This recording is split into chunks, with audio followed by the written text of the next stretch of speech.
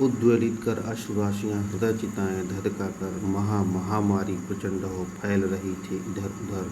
क्षीण कंठ मृतवत्साओं का करुण रुदन दुर्दांत नितांत भरे हुए था निज कृश रव में हाहाकार अपार अशांत। तो कवि ने एक फूल की चाह कविता में उस वक्त फैली हुई महामारी के बारे में बताया है।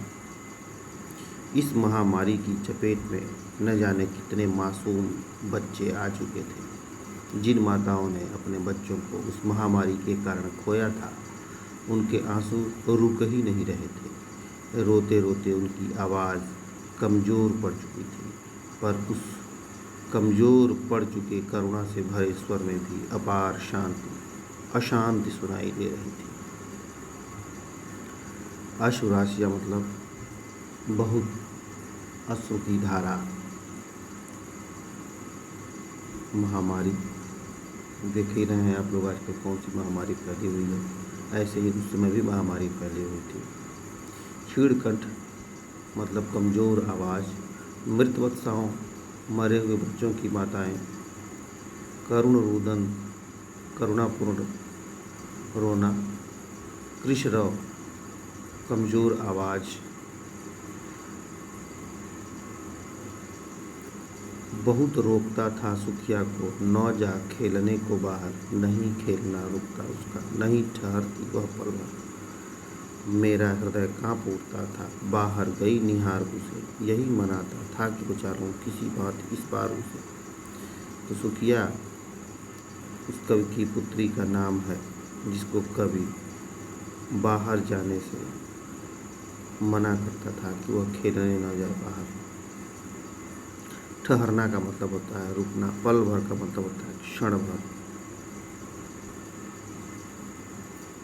मनाता कि मतलब प्रभु से प्रार्थना करता। तो इसका अर्थ यह है कि इस पंक्ति में एक पिता द्वारा अपने पुत्री को इस महामारी से बचाने के लिए किए जा रहे प्रयासों का वर्णन है। पिता अपनी पुत्री को महामारी से बचाने के लिए हर बार बाहर खेलने जाने से रोकता था, पर पिता के हर बार मना करने पर भी पुत्री सुखिया बाहर खेलने चली जाती थी। जब भी पिता सुखिया को बाहर खेलते हुए देखता था तो डर से उसका हृदय कांप उठता था। वह सोचता था कि किसी भी तरह वह इस बार अपनी पुत्री को इस महामारी की मार से बचा ले। भीतर जो डर रहा छिपाए, हाय वही बाहर आया। एक दिवस सुखिया के तन को ताप तप्त मैंने पाया। ज्वर में विह्वल हो बोली वह, क्या जानूं किस डर से डर, मुझको देवी के प्रसाद का एक फूल ही डोला कर। इन पंक्तियों पर कवि बता रहे हैं कि आखिरकार पिता को जिस बात का डर था वही हुआ। सुखिया एक दिन बुखार से बुरी तरह तड़प रही थी। उसका शरीर आग की तरह जल रहा था। इस बुखार से विचलित होकर, विह्वल होकर के सुखिया बोल रही है कि वह किस बात से डरे और किस बात से नहीं, उसे कुछ समझ नहीं आ रहा। बुखार से तड़पते हुए स्वर में वह अपने पिता से देवी माँ के प्रसाद का एक फूल उसे ला कर देने के लिए बोलती है। क्रमशः कंठ क्षीण हो आया, शिथिल हुए अवयव सारे, बैठा था नव नव उपाय की चिंता में मैं मन मारे। जान सका न प्रभात सजग से हुई अलस कब दोपहरी, स्वर्ण घनों में कब रवि डूबा, कब आई संध्या गहरी। क्षीण कंठ कमजोर आवाज़, शिथिल मतलब ढीला ढाला, अवयव मतलब शरीर के अंग, नव नव उपाय नए नए उपाय, कई तरह के उपाय। मन मार लेना मतलब चिंता के कारण निराश हो जाना। प्रभात का मतलब होता है सुबह। स्वर्ण घन सुनहरे बादल, रवि सूर्य। तो कवि कहते हैं कि तेज बुखार के कारण सुखिया का गला सूख गया था। क्रमशः कंठ क्षीण हो आया। तेज बुखार के कारण धीरे धीरे उसका कंठ सूख गया, कमज़ोर पड़ गया, कंठ क्षीण हो गया। उसमें कुछ बोलने की शक्ति नहीं बची। शिथिल हुए अवयव सारे, उसके अंग अंग ढीले पड़ चुके थे। बैठा था नव नव उपाय की चिंता में मैं मन मारे। और सुखिया का पिता तमाम तरह के उपाय करके देख लिया था, इसलिए अब वह निराश होकर के बैठा था। जान सका न प्रभात सजग से, हुई अलस कब दोपहरी। इसी वजह से वह गहरी चिंता में मन मार के बैठा था। इसी बेचैनी में वह सोच रहा है कि कहीं से भी ढूंढ करके वो अपनी बेटी का इलाज करा ले। तो इसी चिंता में उसे पता ही नहीं चला कि कब सुबह से दोपहर हुई। स्वर्ण घरों में कब रवि डूबा, कब आई संध्या घड़ी, कब दोपहर खत्म हुई और निराशाजनक शाम आई, उसे पता ही नहीं चला। सभी ओर दिखलाई दिवस, अंधकार की ही छाया, छोटी सी बच्ची को ग्रसने कितना बड़ा तिमिर आया। ऊपर विस्तृत महाकाश में जलते से अंगारों से झुलसी सी जाती थी आंखें, जगमग जगते तारों से। अंधकार, अंधेरा, ग्रसने मतलब अपना आहार बनाने, तिमिर अंधकार को कहते हैं, महाकाश विशाल आकाश को कहते हैं, अंगारे जलती हुई लकड़ी, झुलसी सी जल जाना। तो इन पंक्तियों में कवि बता रहे हैं कि ऐसे निराशाजनक माहौल में भी अंधकार भी मानो डसने चला आ रहा है। सभी ओर दिखलाई दिवस, अंधकार की ही छाया, छोटी सी बच्ची को ग्रसने कितना बड़ा तिमिराया। सभी ओर केवल उसे अंधकार ही अंधकार दिखाई दिया, मतलब वह निराश हो चुका था। अब उसे कोई उपाय नहीं दिखाई दे रहा था उस बच्ची के पिता को। और ऐसे में पता मतलब उसको ऐसा लग रहा है कि मानो अंधकार ही उस बच्ची को निगलने चला आया हो। ऊपर विस्तृत महाकाश में जलते से अंगारों से झुलसी सी जाती थी आंखें, जगमग जगते तारों से। पिता इस बात से हताश हो चुका है कि वह अपनी बेटी को बचाने के लिए कुछ भी नहीं कर पाया। इसी निराशा में संध्या के समय आकाश में जगमगाते तारे भी पिता को अंगारों की तरह लग रहे हैं, जिससे उसकी आंखें झुलस सी जाती हैं। देख रहा था जो सो स्थिर हो, नहीं बैठती थी क्षण भर, हाय वही चुपचाप पड़ी थी अटल शांति सी धारण कर। सुनना वही चाहता था मैं, उसे स्वयं ही उकसा कर, मुझको देवी के प्रसाद का एक फूल ही डोला कर। सो स्थिर मतलब शांति से बैठना, तो वह कभी शांति से नहीं बैठती थी। क्षण भर का मतलब पल भर, अटल शांति मतलब जिसमें किसी प्रकार का कोई हलचल न हो, ऐसी शांति। तो कभी बताते हैं कि पिता को यह देखकर बहुत कष्ट हो रहा है कि उसकी बेटी जो एक पल के लिए भी कभी शांति से नहीं बैठती थी और हमेशा उछल कूद मचाती रहती थी, आज चुपचाप बिना किसी हरकत के लेटी हुई अटल शांति धारण करके चुपचाप सोई पड़ी है। कभी कहते हैं कि वो यहाँ से वहाँ शोर मचाकर मानो पूरे घर में जान फूंक देती थी, लेकिन अब उसके चुप हो जाने से पूरे घर की ऊर्जा समाप्त हो गई है। पिता उसे बार बार उकसा करके यही सुनना चाहता है कि उसे देवी माँ के प्रसाद का एक फूल चाहिए। ऊंचे शैल शिखर के ऊपर मंदिर था विस्तीर्ण विशाल, स्वर्ण कलश सरसिज विहसित थे, पाकर समुदित रविकर जाल। दीप धूप से आमोदित था मंदिर का आंगन सारा, गूंज रही थी भीतर बाहर मुखरित उत्सव की धारा। शैल शिखर पहाड़ का सबसे ऊपरी भाग, यानी पहाड़ की चोटी। मंदिर तो जानते ही हैं आप, विस्तीर्ण विशाल,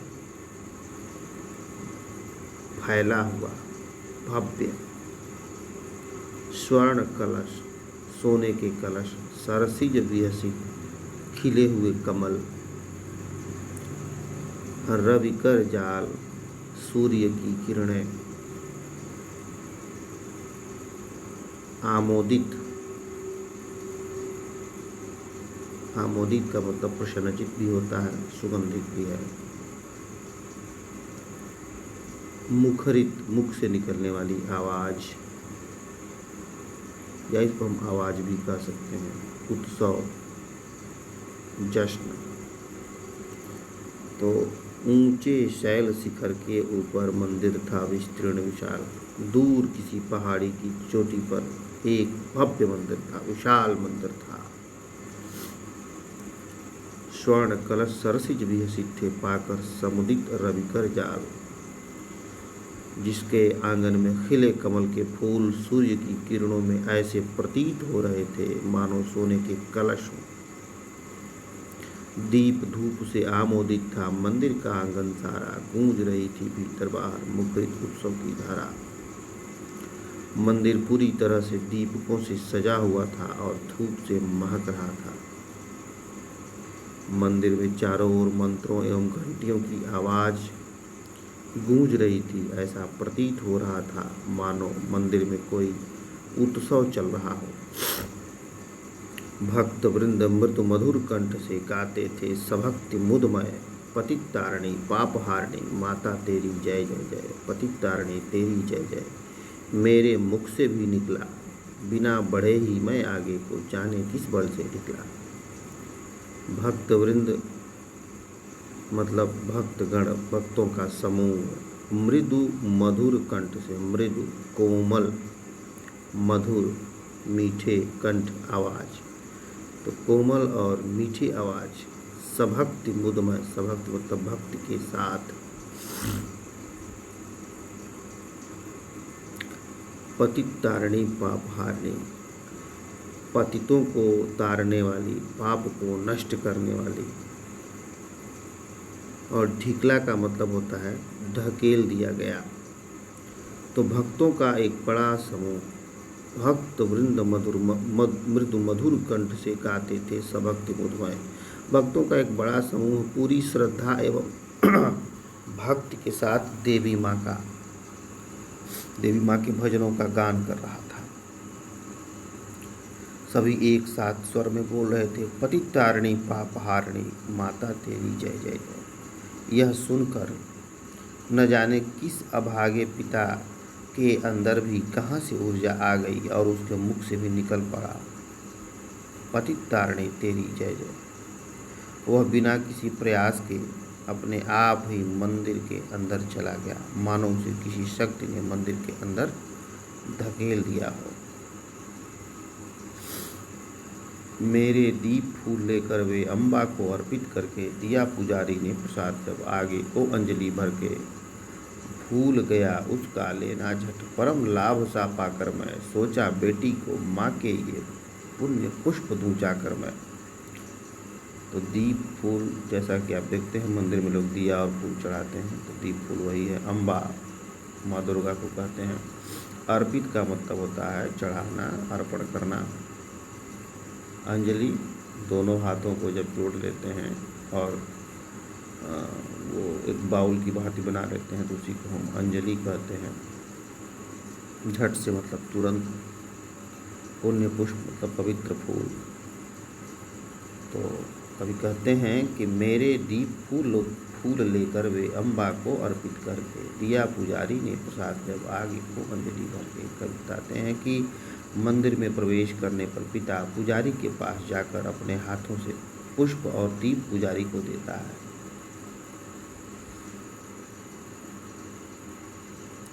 पुजारी उसे लेकर देवी माँ के चरणों में अर्पित करता है। पुजारी अपने हाथों में देवी माँ के प्रसाद को लेकर उसे देने के लिए हाथ आगे करता है। भूल गया उसका लेना झट परम लाभ सा पाकर मैं। सोचा बेटी को माँ के ये पुण्य पुष्प दूं जाकर मैं। पिता इस आनंद में प्रसाद लेना भूल जाता है कि अब वह अपनी पुत्री को देवी माँ के प्रसाद का फूल दे पाएगा।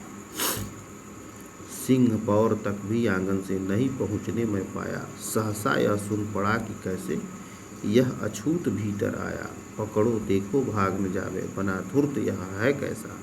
साफ स्वच्छ परिधान किए है भले मानुषों की वैसा। सुखिया का पिता, सिंह पौर का मतलब होता है मुख्य दरवाजा। तो सुखिया का पिता अभी आंगन तक भी नहीं पहुंच पाया था कि अचानक पीछे से आवाज़ आई, अरे यह अछूत मंदिर में कैसे घुस गया, पकड़ो इसे कहीं भाग न जाए। किस तरह इसने मंदिर में घुसकर चालाकी की है, धूर्तता की है।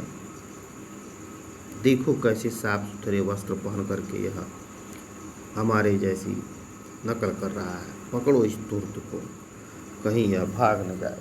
तो जो वहाँ के भक्त लोग हैं अपने को बड़ा सज्जन मानते हैं, भला मानुष मानते हैं, और ऐसा आरोप लगा करके सुखिया के पिता को पकड़ लेते हैं। पापी ने मंदिर में घुसकर किया अनर्थ बड़ा भारी, कलुषित कर दी है मंदिर की चिरकालिक शुचिता सारी। हैं क्या मेरा कलुष बड़ा है देवी की गरिमा से भी, किसी बात में हूँ मैं आगे माता की महिमा के भी।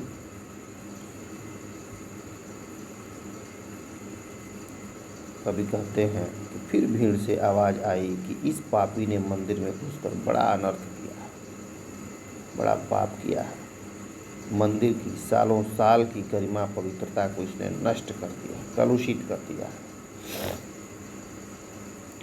उसकी पवित्रता को इसने नष्ट कर दिया। सब मिलकर चिल्लाने लग जाते हैं कि इस पापी ने मंदिर में घुसकर मंदिर को दूषित कर दिया है। शुचिता का मतलब होता है पवित्रता, उसकी पवित्रता को नष्ट कर दिया है। तब सुखिया का पिता यह सोचने पर विवश हो जाता है कि हैं क्या मेरा कलुष बड़ा है देवी की गरिमा से भी।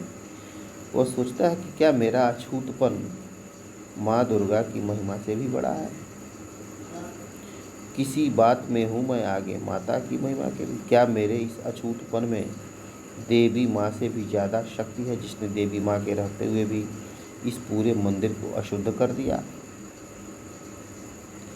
माँ के भक्त हुए तुम कैसे करके यह विचार खोटा, माँ के सम्मुख ही माँ का तुम गौरव करते हो छोटा। कुछ न सुना भक्तों ने झट से मुझे घेर कर पकड़ लिया, मार मार कर मुख के घूंसे थम से नीचे गिरा दिया। तो भक्तों ने सुखिया के पिता के ऊपर आरोप लगाया। सुखिया के पिता ने भीड़ से कहा कि तुम माँ के कैसे भक्त हो, जो खुद माँ के गौरव को मेरी तुलना में छोटा कर दे रहे हो।